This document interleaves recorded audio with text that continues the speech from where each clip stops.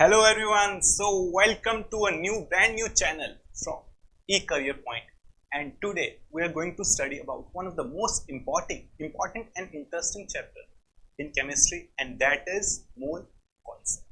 So I can see many of you are live watching. I can see Ashraful, I can see Harsh. Oh, he's my old student. Yeah, Harsh, I remember you. Hema, Hemal. So hi, welcome everyone. So let's proceed. First, before the lecture starts, what I want to tell you is this channel has been started on special demand because many of you guys were facing problem in the Hindi channel, and hence we started this channel. Hemal, it is right now it is for NEET, but we will start one for JEE soon. So don't worry, it will be there. So next, so more and more students are watching, like, amazing. So I want you guys to share this to the maximum extent so that most of us can get the benefit of these lectures, because this will really help you for your NEET as well as JEE, because like in chemistry there isn't much difference. So like, hi Gaurav, how are you? Vikas, hello. So amazing. Let's proceed towards the lecture.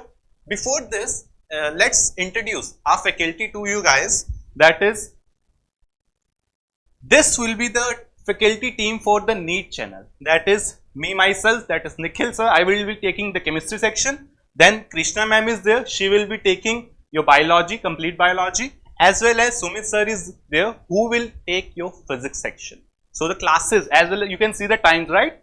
5, my class will begin at 6:15. Ma'am's class will begin, and at 7:30 sir's class will begin. So accordingly you can set your timetables, and we will take the classes, and these classes will proceed from like the Tuesday, the Thursdays and the Saturdays. Hi Nishant, hi Ashraful, Vinay. So let's proceed. Is everything clear? Sure? So amazing. I want you guys to give lots and lots of likes, lots and lots of comments, and at least share this so much that it reaches those children who actually need this. Okay? Sure. Hemal, not every day, alternate days. Thursdays, Tuesdays and the Saturdays. Okay? Sure. So let's begin and let's talk about matter. So what is matter? Anyone? What is matter? This is something that we have been teaching for a long time, right? We have studied about it in 9th class, 8th class, 6th class. Matter is something which occupies some space and has some mass, right? That's matter. So if I am having this marker, or let's say there is this marker, let's say there is this pointer. So these all are matter because they are having some space and they are occupying, they are having some mass and they are occupying some space, right? Yes, Simba, hi. Yes, Gaurav has given the right answer, which has mass and which occupies space. So matter is anything that can occupy space and that has some mass. Now, in the chapter, because this is the first chapter for chemistry, we just need to understand how the matter is classified. Right now in the classes, we do know that the matter, it is classified into 3 categories, that is solid, liquid and gases. We all know this, right? Yes. So we all know this, the 3 classifications of metals, that is solid, liquid and gas. But the thing is, if I am talking about matter, we just need to understand one thing. Just one thing. I have a question for you guys. Tell me, if I am saying I have, let's say I have H2O. So what is H2O? What is the first thing that strikes your mind when you hear about H2O? Yes, I am waiting for you guys. What is H2O? Okay, so I am waiting. Something which exists in physical space and has mass. Okay, so he has given me the question, the answer regarding what is matter. Okay, no, amazing. But my question right now is, what exactly is H2O? Whenever you hear the word H2O, what is the first thing that comes in your mind? Okay. Sure. So what is the first thing that comes in my mind? That is water, right? Ashraful has given Simba, liquid. Okay. So the first thing that strikes majority of us guys is water. But is H2O only water? This is my question. Is H2O just water? H2O is not just only water. It is a molecular formula. Right now, this thing is a molecule. This is a molecular formula. This is not representing just water. It can represent solid state also. Like if I say H2O is ice, like we have ice, it is also H2O. We have water, that's H2O. We even have steam, that's also H2O. So whenever I tell you about H2O, a compound is still a better answer. That is, whenever I tell you about H2O, you just have to understand it is a molecular formula and it can exist in different phases. Is this thing clear? Sure, amazing. So, it can exist in solid phase. That is, let's say I am having ice. Then it can exist in liquid phase. Let's say I am having water, which was your answer. And the third is gas. Now again, this is gas. So H2 can exist in different forms. These forms are called phases. Understood? Hi Ashish. So amazing. Yes. The thing is, we need to understand a molecular formula can be represented in different phases, not states. There is a difference between phases and states, right? Okay. So let's see. But now the question is, how can these stages or these phases, why are they coming? Right? There must be a curiosity. We all are science students. We must understand why is this thing coming? Why is solid state existing? Why is liquid state existing? Why is gaseous state existing? Right? Sure. So it depends on something called, that is the state. Any state, if it is solid state, if it is liquid state, or if it is gaseous state. They are coming into existence because of two forces, that is thermal energy and force of attraction. If I am having thermal energy and I am having force of attraction, they will decide the relative power, the relative magnitude. They will decide if the condition is a solid, if condition is liquid, or if the condition is vapor. So is this thing clear? That is, if I am telling about thermal energy. Now the thing about thermal energy is, it is related to temperature. Let's say I have this body and I start heating it. So when I am heating this body, the temperature will rise. So similarly, what will rise? The thermal energy will rise. Hence, I am telling you is thermal energy depends upon temperature. Similarly, what about force of attraction? So force of attraction is something which will bring particles close to each other, right? If I am talking about force of attraction, let's say I have this solid and I am trying to push. I am giving it a push, I am pushing it. So what happens is the particles come closer to each other. Hence, this magnitude, that is force of attraction, what will it depend upon? It will depend upon the pressure, right? Yes, Nishant. So the force of attraction, it depends upon pressure. So this is depending upon pressure, whereas this is depending upon thermal energy, that is on temperature. So these are the two parameters on which they are depending. Let's say, let's take an example, right? So these are two balls, and what I am trying to do is I am trying to increase the temperature. When I try to increase the temperature, what happens is the particles, they will move far away from each other, right? So these particles, they are moving far away from each other. This particle is moving on this side and this particle is moving on this side. Similarly, when I am increasing the pressure, on increasing pressure, what will happen? The forces will bring particles closer to each other. Hence, on increasing the pressure, what happens? The particles, they are becoming closer to each other. So the question from you guys is, yes Simba, thermal energy and force of attraction will decide the state of matter. Right now, what we need to understand is how it happens. If one thing we understood, the thermal energy, what thermal energy is doing, it is just increasing the distance. So in which state the distance is maximum? Nishant is asking, van der Waals force also decide phase. Nishant, van der Waals force, we will study about it in chemical bonding, and I will tell you, yes, the answer is yes to this question. How it will decide, that we will study in chemical bonding, the 4th chapter. Okay. So the thing right now is the thermal energy, it is increasing the distance between particles, whereas force of attraction, it is decreasing the distance between particles. So if the thermal energy is more, the particle will exist in which state? It will exist in gaseous state. Yes, Ashraful has given the answer. And what if my force of attraction is more? Then which state will be there? Tell me. Amazing. So I just want this live watching to increase to the maximum. At least let's aim for 25 live watching, and let's aim for at least 300 likes by the end of this session. It will be amazing. So yes, anyone, what will be the force of attraction? If force of attraction is more, which phase would be there? That's the question. So I am waiting for your replies. Yes, Himal has given the answer, Simba has given the answer. Exactly. If force of attraction is more, the state would be solid. Hence, what we understood is, if force of attraction is more, the particles would be tending towards solid state, and if force of attraction, and if thermal energy is more, the particle will tend towards gaseous state. So on this condition, let's say the thermal energy and force of attraction. So if my force of attraction is greater than thermal energy, so what would be the particle state? That is solid. Hence solid would be there. Next, what if my force of attraction is just less than thermal energy?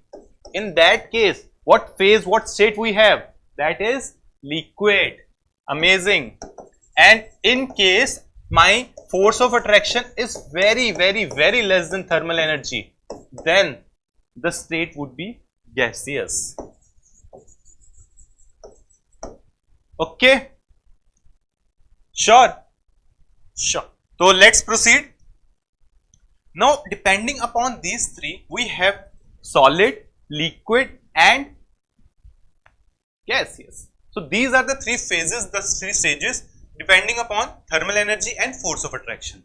Now let's put a table, let's make a table whereby we are dividing these into different categories. On the basis of what? On the basis of mass, shape and volume. So this is something that we already know, but again something that is partially known. The reason behind this is still not known. So let's start, that is solid. So in all the particles, what we are going to follow is law of mass, conservation of mass. So we are going to follow law of conservation of mass. Now the thing is, law of conservation of mass, what is the law? It simply states that mass can neither be created nor be destroyed. It can only be converted from one form to another. Like this is the law, right? So basically they are saying mass is conserved. Hence, if we are talking about solid, if we are talking about liquid, if we are talking about gas, in all the cases the mass will remain conserved, that is, it is remaining same. So this is one thing, that is the mass is going to remain same. The next thing is regarding the shape. So if I am talking about shape, tell me, is the shape of solid fixed or not? Is the shape of solid fixed or not? Like I have this solid. Thing is, this is an English channel, and if you want to understand the Hindi one, you have to go towards our Hindi channel. There is also a eCareerPoint NEET channel in Hindi medium. You can go there, right? Okay. So they are saying yes, Ashraful, Hemal, fixed. Yes, the shape of solid is fixed. Let's say I have this marker. The shape is fixed. It cannot change until unless I am breaking it. It won't be changing. Hence, what I am trying to tell is the shape of solid would be fixed. Whereas about liquid, let's say I am having a bottle, let's say I am having a glass of water, right? Now I put some water in it. This glass is cylindrical in shape. So what will be the shape of water? This is my next question. If I have a cylindrical glass and I am putting some water in it, what will be its shape? It is occupying, capturing the shape of the container. The liquids of R, they are not, yes, right. Liquid take the shape of the container. Amazing. Johnny, 12th will start in alternate phases. Right now 11th is there, then we will begin with 12th. Alternate. Like Monday, Wednesday, Friday will be 12th and 11th classes would be in other alternates. Okay, so shape of the glass, amazing. Hence the shape of liquid is depending upon the container and not on what? Not on itself, that is, it is not fixed. Like just like solids. So it is depending upon container. Let's say about gas. So let's imagine I have a balloon. The next question is, I have a balloon and balloon is like round in shape. So I am filling the balloon with gas, and now what will be the shape of the gas? Okay. The shape of the gas is? Tell me, I am waiting for your answers. The shape of the gas would be cylindric round. That is, whatever the shape of balloon is, it is again capturing that similar shape. Hence, the shape of gas, it is also depending upon the container. So this is something that we already know. Just one more, that is the volume. In volume, regarding the solids, is the volume of solid fixed? Yes. Now the answers are coming. Sure. That is, in solids, if I am talking about the volume, like let's say I have this marker, it is cylindrical in shape. Right now, I can calculate its volume, it is pi r square h, right? So the volume of solid would be constant.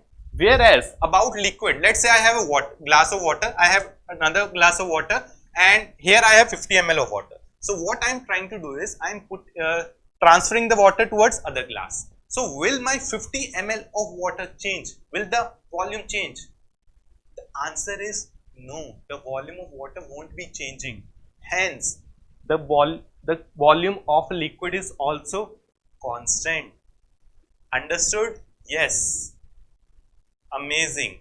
So what I am trying to say is, regarding the gas, last is the volume of a gas. Now tell me, is this thing constant? Is the volume of gas constant? Okay. No, the volume of gas, it is not constant.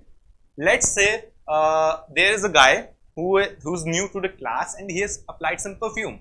So as soon as he enters the class, the fragrance of the perfume will be spread in all the classroom. So why did it happen? It is due to a property called diffusion. Yes, Arshaful, it's the right answer. It is due to diffusion, and diffusion, what it happens, the volume is increased infinite times, infinite expansibility. Hence, okay, Simba is saying liquid and gas shape depends upon container. Am I right, sir? Yes, you are right. It depends upon the container, just like we studied. And we are talking about volume, and volume of gas would be what? Again, volume of gas. It is not fixed. Hence, this is not constant. But the thing is, these were something that we already know, right? These were the facts which you have already studied in the lower classes. But the thing is, incomplete knowledge is dangerous. My question towards you guys is, why the shape is fixed? Why the shape of solid is fixed, liquid is not fixed, and so is of gas? The question is this: is the shape fixed of the solid? The shape is fixed. Why it is so? Why the volume of solid is fixed? This is my question towards you guys. Do anyone know the answer? Tell me. Why the shape and why the volume of solids is fixed, and why the shape and volume of gases are not fixed? So this is my question right now. Okay. The force of attraction between them. Soundarya, you're close, but the exact reason is not that. Hemal, less interaction of molecules. Force of attraction is there. So the thing is, let me answer. If I am talking about shape, let's say these are position of particles. Let's say this is another position of particles, and I have a particle here. Let's say this is my particle, and let's say this is my other particle. So let's say this is the position A and this is position B. Now the particle A, the particle A and particle B. Good evening, Sakshay, good evening. The particle A and particle B, what is the condition upon them? That is, they cannot leave their position. I am telling to these particles, you just have to sit here, you cannot move. All you can do is, you can vibrate about these positions, but you cannot move. Sure? Okay, yes. So the thing is, the particles, yes Johnny, as soon as the channel is up, I will teach for JEE Advanced as well. Sure. Stability, they are in lattice. Okay. So the thing is, in the lattice, just like Nishant is, what is lattice? Many of you would be asking. Lattice is something that we will study in 12th class, just the arrangement of particles. I am telling you is, the position are fixed. That is, this particle will stay here, this particle will stay here. The condition upon them is, they cannot move. They cannot leave these relative positions. When this happens, in that condition, the shape would be fixed. That is, the particles cannot leave their relative positions. Hi Rahul, how are you? Amazing. Badhiya. So, let's see. The next question is, that is, thank you Sakshay. What if the volume, regarding the volume, why is volume fixed or not fixed? What is the condition behind it? Ashraful is asking, sir, again. Okay, Ashraful, what I am telling is, the positions, let's say this dot is position A, let's say this dot is position B. The squares cannot leave the positions. The squares can just vibrate about this A point and B point, but it cannot leave the position. The square cannot come here or here or here. It has to stay here. In that condition, if the particles are not leaving their mean positions, then the particle is solid, like I have written here. If shape is fixed, the mean position is fixed. If the mean position is fixed, it means the particle is staying at its position. Okay? And regarding the volume, if we have to understand, in case of volume, let's say again, these are the particles, this was the position A and this is the position B. Now what happens is, the particles decide to move. Okay? So if particles decide to move, let's say this particle is coming here and let's say this particle is coming here. Now the particle has just moved towards left side. What happens is, if let's say this distance is x and let's say this distance is also x, if the relative distance between two particles is still same, that is, initially it was x distance, right now they have, even though they have moved a little bit, but the distance is still same. In that particular condition, what will happen is, the volume would remain constant. That is, if the relative distance between two particles is constant, its volume would be fixed. Is this thing clear? Okay, sure. So, this is what I want. I want you guys to share this to maximum students so that we all can get the benefit. And whosoever wants, yes, it's amazing. So the thing is, whosoever wants the PPT for this lectures, it will be available in the free section for the eCareerPoint app. You can go there and download it, right? Yes, Simba, distance fixed. So if the distance is fixed, the particles will have constant volume. Okay, so let's proceed. Now regarding the matter, the point is, matter can be classified into different properties. So on the basis of bulk properties, bulk means the whole matter. So on the basis of bulk properties, it can be classified into two parts, that is, one is called mixture and one is called pure substance. Now we are studying right now the basics of mole concept. We will actually, the chapter begins from mole, right? Okay, so if we are studying about the matter classification, this is just the basic. Most of you would be already knowing these things, but once we are thorough with the basics, it won't be a problem. Then it is just a cakewalk and then the chapter would be clear. Okay, yes. Ashraful, I will talk to the technical team. You will be able to download, not just now, it will be available in 1 or 2 hours after the lecture. Then you can download the PDF, okay. So based on bulk properties, it is classified into mixture and pure substance. Now what is a mixture and what is a pure substance? And again, this mixture is also classified into two parts, and this pure substance, it is also classified into two substances. That is, mixture can be homogeneous, mixture can be heterogeneous. Whereas pure substance, it can be elements, it can be compounds. So the thing is, in mixture, let's take example, what is a homogeneous? If I have to take a homogeneous mixture, this is my example. What is this? This is a sugar solution. I have water, I am mixing sugar. So a sugar solution, indefinite, Hemal is asking mixture, combination of two or more substances. Yes, we will talk about in detail. Right now I am just classifying what are the matter. We will talk about. When I will ask you, do give me the answer. In heterogeneous, what is this? This is salt plus sand, heterogeneous. Whereas elements, a sodium, we know about elements, right? We all have studied about periodic table. And in compounds, this is compound, water is a compound. So let's understand how these are coming. Why something is called homogeneous mixture? Why is something else called heterogeneous mixture? And so on. Salt and water would be a homogeneous mixture. Let's understand why. So let's study about the first part, that is a mixture. So the question right now is, what is a mixture? I can see one answer. Mixture, Hemal has answered, combination of two or more substance. Okay, you are quite right. Let's wait for others. So Hemal, what if the question is, what is a mixture? Anyone? Sure. So the thing is, a mixture is anything made up of more than two substances, at least minimum, and these substances, they are called, just like I have told, components. So it contains two or more substances, and each substance is called component. So combination of more than one component, it will give you a mixture. So for example, let's say, and something which can change the composition. Again, mixture is something, like you can see, the notes will be provided. So don't worry about the notes. These all PDFs you can download in the sections. Okay. So thing is, in the mixture, if I am to talk about, let's say I have salt and let's say I have water and I am adding some salt.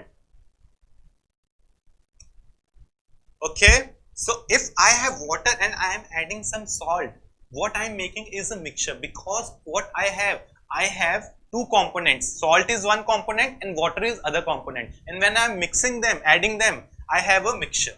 Now the thing is, in a mixture, I can, like I had this mixture, I have water and 1 spoon of salt. Now I can add one more salt, right? So the mixture, in the mixture particularly, what is the property? It is that the mixture can change its composition. That is, I can keep on adding more and more salt. Okay. Yes, Rishabh, I have taught in Akash also. Okay, thank you. Combination of different matter in a non-definite ratio. Yes, this is quite close to the exact definition. That is different combination of matters in a non-definite ratio. So let's study regarding the homogeneous mixture. So just as we took the example of what? Of water. So if I have water and I am adding some sugar in it, what I am getting is a sugar solution. Now this sugar can be still added. I can add more sugar in this. I can add different sugar and I can have a solution of, let's say, C1 concentration. I can have a solution of, let's say, C2 concentration, and so on. So there are a lot of possibilities regarding the combination. So sugar and water can be added in different combinations. This is something called homogeneous mixture. Now why is this homogeneous? The reason behind homogeneity is, if I am taking, let's say this is my solution, if I am taking a solution from this part, I will have same concentration of sugar and water. If I am taking some, let's say, solution from this part, I will have same concentration of sugar in water. So this is something, yes, like Hemal has said, composition is same throughout. So what is homogeneous? Same throughout. So if a solution is there where the composition is same throughout the solution, it is called homogeneous mixture. So is this thing clear? Yes.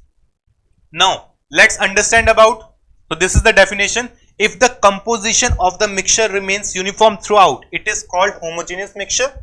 For example, sugar plus water, let's say salt plus water. These all are about what? These are homogeneous mixture. Okay.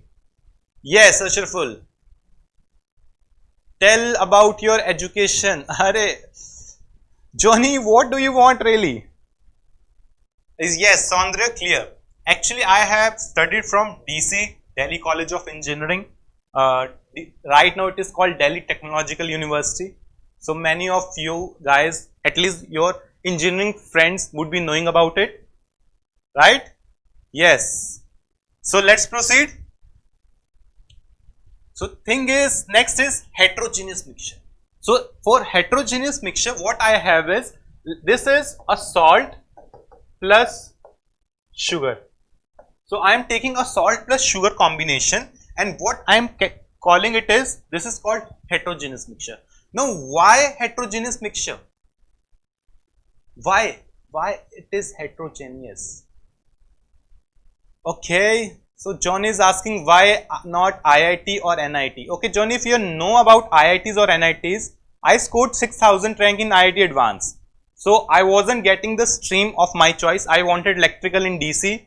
Hence, I wanted electrical in IIT Delhi, but it wasn't available at my rank 6000. So I decided to go towards DC.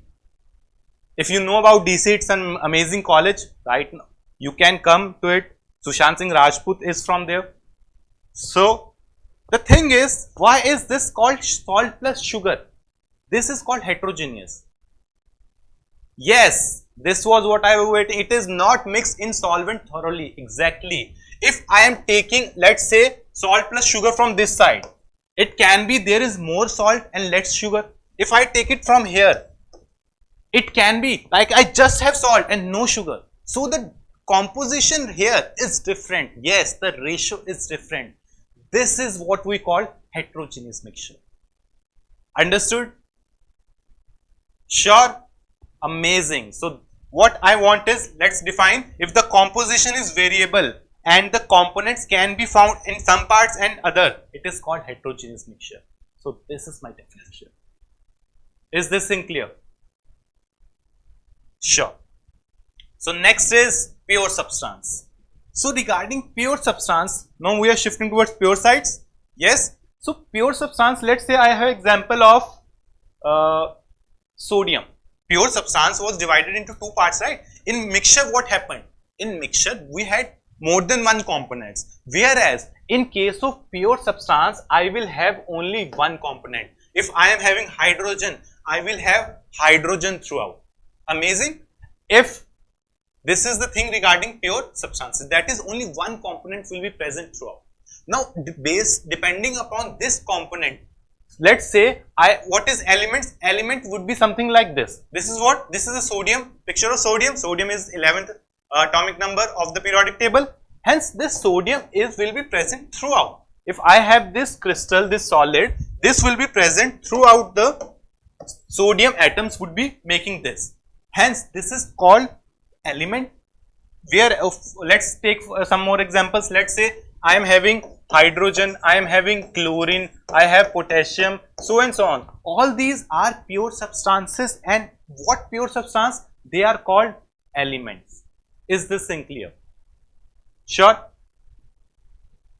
Okay. So regarding elements, what would the definition? If the pure substance has all same type of atoms, it is called element. So these hydrogen throughout the hydrogen, chlorine throughout chlorine, potassium throughout potassium. So is this thing clear? This is what is called element. Okay. And regarding compound, if I have something called compound, so compound would be similar to this, just that there the component, whichever is repeating throughout, it will be made up of more than one element. Sure. Just like, let's say this is water. So water is composed of H2O. So I have hydrogen, I have oxygen. So if there are hydrogen and oxygen, more than one elements, this is called compound. So something which has more than one element, that is compound. So what is the definition? It contains different elements in fixed mass ratio. So mass ratio here would be still fixed. Okay. So one thing that I want is from you guys, what is then, this is a question for you guys. What is the difference between mixture and compound? Now this is something that really, it troubles a lot of you guys. Yes? What is the difference between mixture and compound? I am waiting. Yes. So we just now we understood what is a compound and what is a difference between mixture. What was mixture? Here we had a mixture, here we had a compound. So if I am taking mixture, let's say I have this beaker where this is water and I am adding some salt solution. So this is my mixture, whereas let's say this is my brick of sodium. So this is sodium. Now the thing is, if this is my salt solution, its concentration can be different. That is, I can, let's say this is at concentration C1. Then what I do, I add more salt in it. That is, when I am adding more salt, the concentration changes to C2. That is, I can change the ratio repeatedly in case of mixture, whereas it is not the same with compounds. So this is something that we need to understand regarding difference between mixtures and compound. Just, yes, Anubhav, that is right. It can be formed chemically, yes, sure. Mixture not proportional, yes, we can say that. Okay. So let's proceed towards next part, that is properties of matter. Now matter can be classified into two parts, just as you can see on the screen, that is physical properties and chemical properties. So is this everything clear right now? Then only we will proceed. Yes, I want this. That is, now the classification of on the basis of properties. What we need to understand is there can be physical property, there can be a chemical property. Now how are they divided? How are they different? Yes, they are different because in case of physical properties, if let's say I have water, like what is this? This is water. So I am having water and what I am trying to do is I am converting this water towards liquid. That is, I am converting this to a vapor state. So I had water, I am converting it to vapor. So did the chemical composition, chemical formula change? That is, I had water initially in liquid state and converted into, that is, I am doing boiling and converted it to the vapor state. Did the formula change? Yes, the formula did not change. That is, H2O, it remains the same. Hence, those properties which can be studied without changing the molecular formula. Like if I have to study about boiling, what I can do is I take some liquid. Yes, I take some liquid and I convert it to the vapor, that is, I just boil it. Hence, the formula is still remaining the same. So, without changing the formula, I did my boiling. This would be considered as physical properties. So, those properties just which can be studied without changing the identity of the substance, it is called physical properties. Just for example, boiling, melting, viscosity, density, color, order, so and so on. So, these are the properties which can be studied without changing the formula. Whereas, in case, yes Himal, the phase is just changed. Whereas, in case of chemical properties, the thing is, in case of chemical properties, those properties which cannot be studied without changing the substance, without changing the chemical composition, it would be called chemical properties. For example, let's say I have a mixture that is acid and base and I am forming what? I am forming salt plus water. For example, let's take example. Let's say I have sodium hydroxide plus HCl and I am forming salt plus water. So, if I have to study about the acidity or basicity, the acidic strength or the basic strength, what I need to do is I need to react these compounds, then they will form something else, then only I will come to understand that this is an acid or this is a base, right? But in the process, what happened is the properties change, that is the chemical composition change. If I am talking about the acidic strength of HCl, how can I understand how strong an acid it is?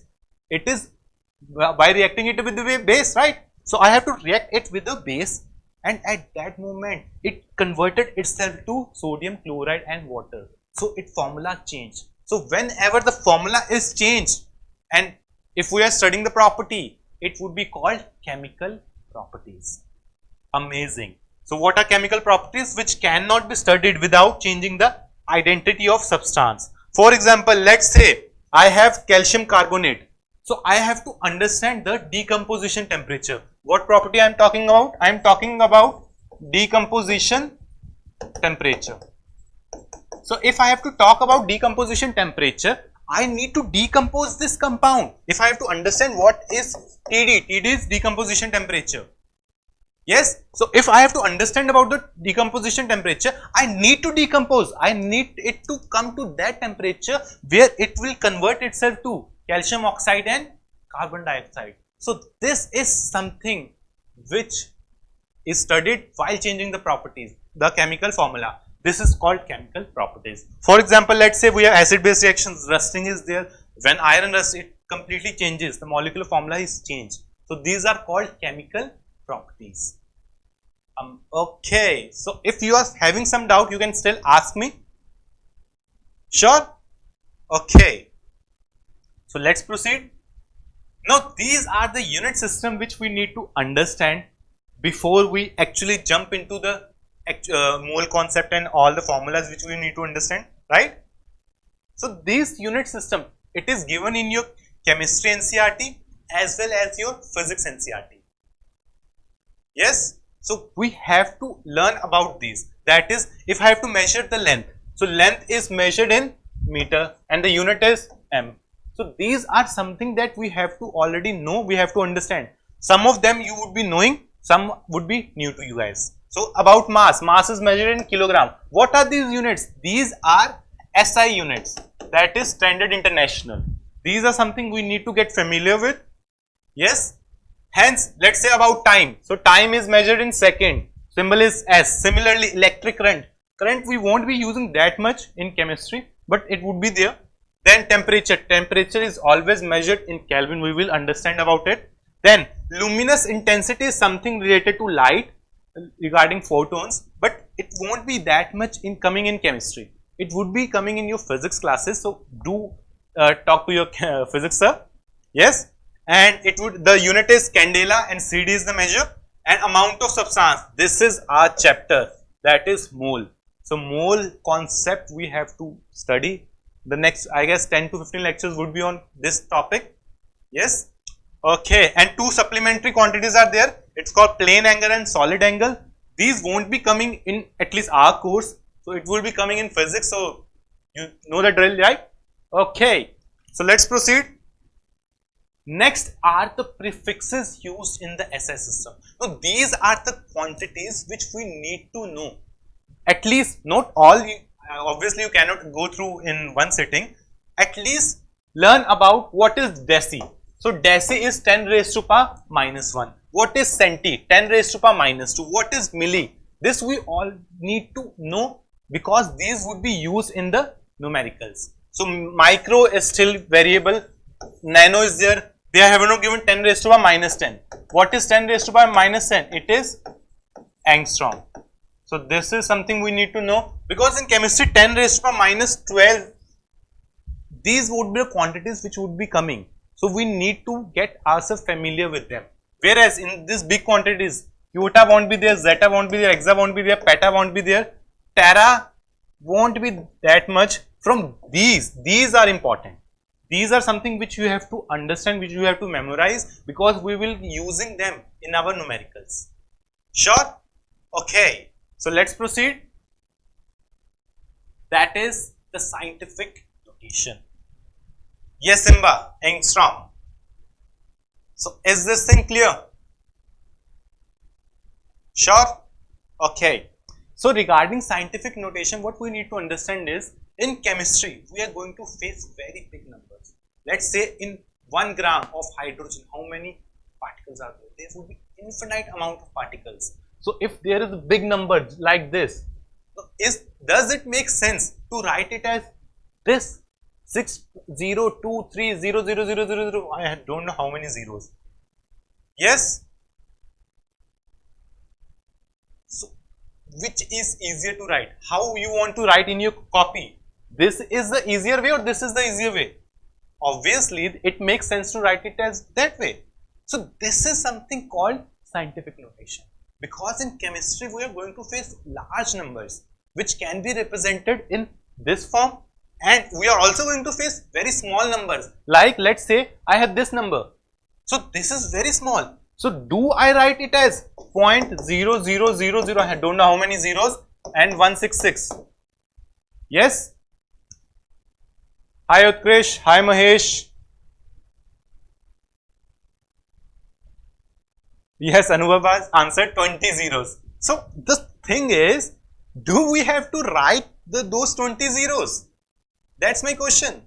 No, we don't have to write, because there is a notation, that is scientific notation, whereby we can write those big and very small numbers in a typical way. That is this way.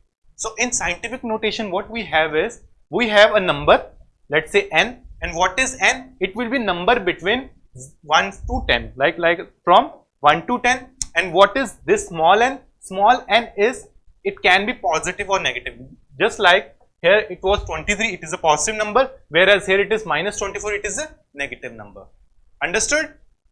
So what I am trying to say is, these can be big numbers and small numbers, and they can be expressed in this form. This particular part, this part is called my exponent.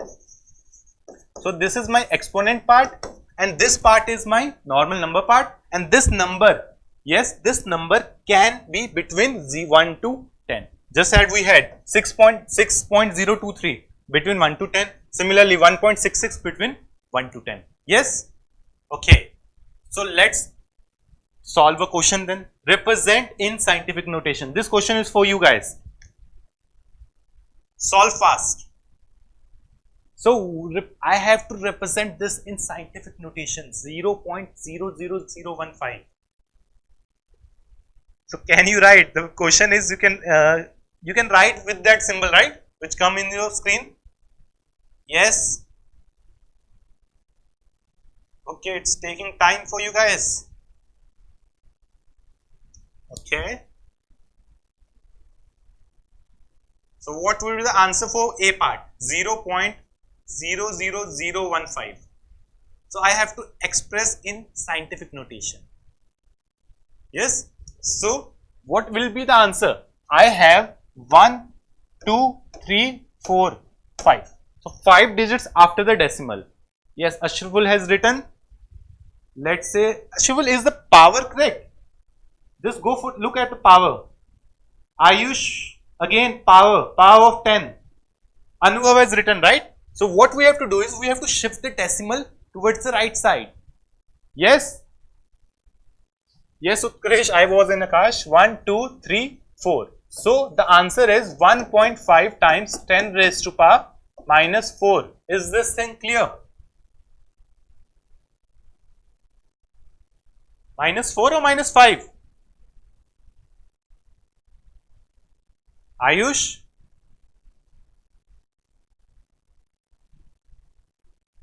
For next question, Anubhav has already answered. So regarding the next, this is a big number. So in big number, the notation would be positive, right? So the notation is positive. Hence, let's see how many, after how many points we will have to put the digit. So I have to put it here. So I have 1, 2, 3, 4, 5, 6, 7. So this can be expressed as 5.0012345 times 10 raised to power how many? 7. So 7. So this is how we can write 5 into 10 raised to power 7. Yes, Simba has given the right answer. Hemal has given the right answer. I still go through you. I guess you gave the right answer in the first attempt. Yes. So, okay, so let's proceed. That is regarding my scientific notation. So when I have to do addition, or I have to go for subtraction. So in that case, what we need to make sure is, we need to have those numbers in the same power. what you can do, like if I have these two numbers, you just cannot simply add or subtract them.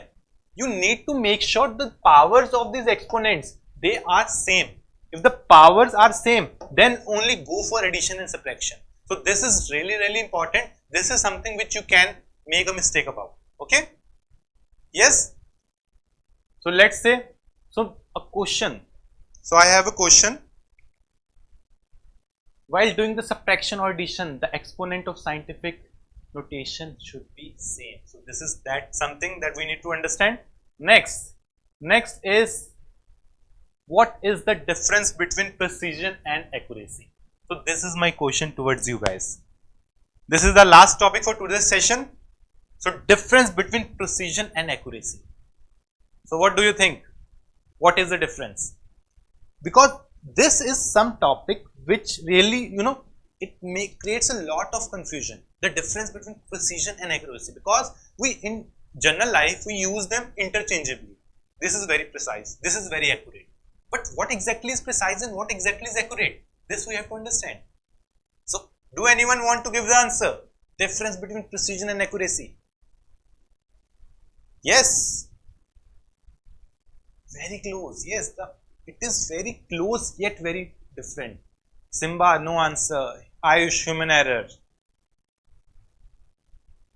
So what is the difference? So let's understand with the game of darts. Yes, let's understand with the help of darts. So we all know about darts, like there's a board and I have to throw a thing on it. Yes, accuracy is every time equal. Okay, still not able to get you, Ayush, Ashraful. Accuracy is closeness, sir. Yes, accuracy is closeness. Let's understand about it. Accuracy is how close my answer is to the true value, and precision is how close my answers are. So what did you tell me? What is this, sir? We didn't understand. So what regarding precision? Let's say I have a lot of options. Let's say like these are the darts. Now let's play darts. Let's understand accuracy and precision with the help of this. Now in darts, what is the condition? Degree of closeness is accuracy. Yes. In darts, the condition is I have to hit the bullseye. So bullseye is just the center of every dartboard, right?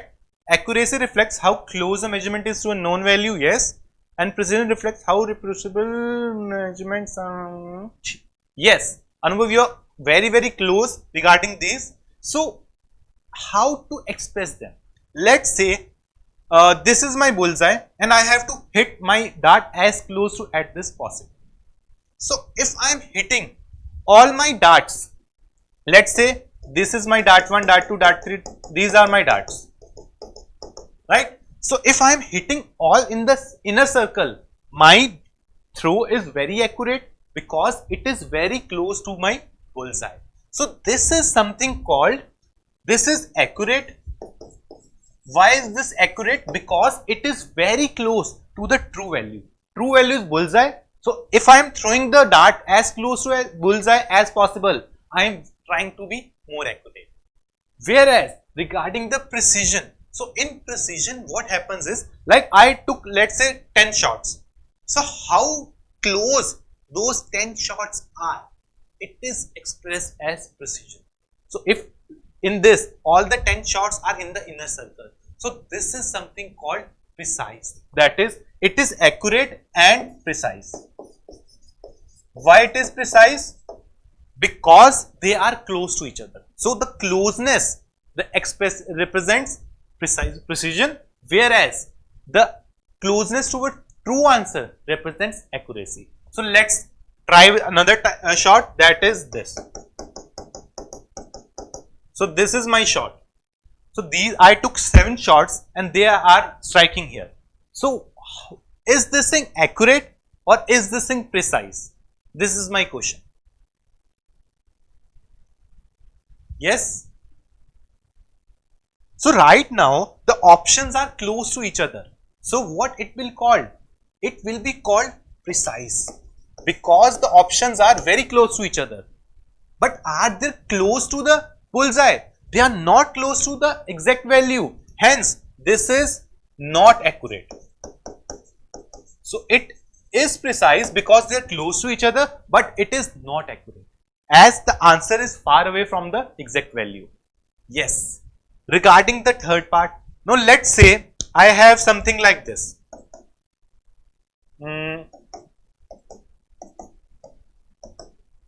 Let's say these are my options. So right now, the bullseye, the options are close to the bullseye. Accuracy is how true to the actual value your answer is. Precision is how close your multiple answers are. Yes, Nishant has described in a very simple language. You guys can look at it. So basically, what they are trying to tell is, in accuracy, in this special case, what happened is the darts were close to the bullseye, but they weren't close to each other. Hence, this thing is not precise, yet this thing is accurate. Why? Because they are close to the bullseye. Whereas, let's take a random example, that is, these are my random shots. No, these are my random shots. No, let's say these are the shots. So they are neither precise because they are not close to each other, and they are neither accurate. Not accurate because the bullseye is here and the shots are there. Understood? So this is not accurate and this is not precise. So these are the four possibilities regarding accuracy and precision. Yes. So these options, these two, they are low precision or not precise. Yes. And these are high precision options, and this is the one with most. That is, this is accurate as well as precise. This is not accurate, not precise. Whereas these are not accurate, precise, and accurate yet not precise. So are these things clear? Yes. So do share the lecture. We will again join on Tuesday. The next lecture would be there where we will understand about significant figures. So in the next lecture, it would be about significant figures, and then chemical laws of chemical combination would be there. Thank you. You guys joined it. Amazing. It was an amazing experience. So do join me on Tuesday again, and then we will jump into this chapter. This I will make sure this becomes your strongest chapter. Clear? So if still you had face some problem, you guys can ask me on Tuesday. Yes. Now take some break and then wait for Krishna ma'am. Yes. Yes, Himal. Okay. Thank you everyone. Thank you. So with this is your Nikhil sir signing off.